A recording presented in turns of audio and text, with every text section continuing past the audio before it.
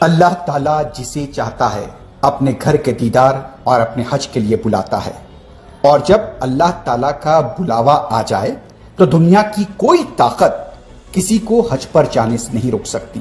ایسا ہی ایک انوکھا واقعہ اور کہا جائے تو کرشماتی واقعہ لیبیا میں دیکھا گیا۔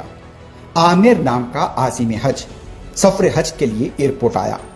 امیگریشن حکام نے کہا کہ پاسپورٹ میں نام کی کچھ خرابی ہے، اس کا مسئلہ حل ہونے میں ٹائم لگ سکتا ہے۔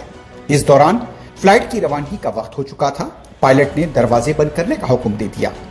امیگریشن کی طرف سے جب مسئلہ حل ہوا تب تک کے لیے فلائٹ کا دروازہ بند ہو چکا تھا۔ یہاں پر پائلٹ کو میسج بھیجا گیا، لیکن پائلٹ نے یہ کہہ دیا کہ اب دروازہ بند ہو چکا ہے، اب یہ فلائٹ روانہ ہونے کے لیے تیار ہے۔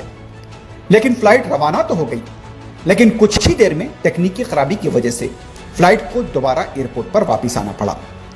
یہاں پر تکنیکی خرابی کو دور کیا گیا جب پائلٹ سے درخواست کی گئی کہ یہاں پر ایک عازم حج بیٹھا ہے اور وہ سوار ہونا چاہتا ہے۔ پائلٹ نے کہہ دیا کہ اب بھی وہ اس مسافر کو نہیں لے گا۔ نتیجہ یہ ہوا کہ پرواز پھر روانہ ہونے لگی، لیکن فلائٹ کے اندر پھر خرابی آ گئی، اور جب پائلٹ کو یہ احساس ہوا کہ 2 بار اس طرح کا واقعہ پیش آیا، آخرکار اس نے کہہ دیا کہ اب یہ فلائٹ عامر کو لیے بغیر مقدس سفر پر روانہ نہیں ہوگی۔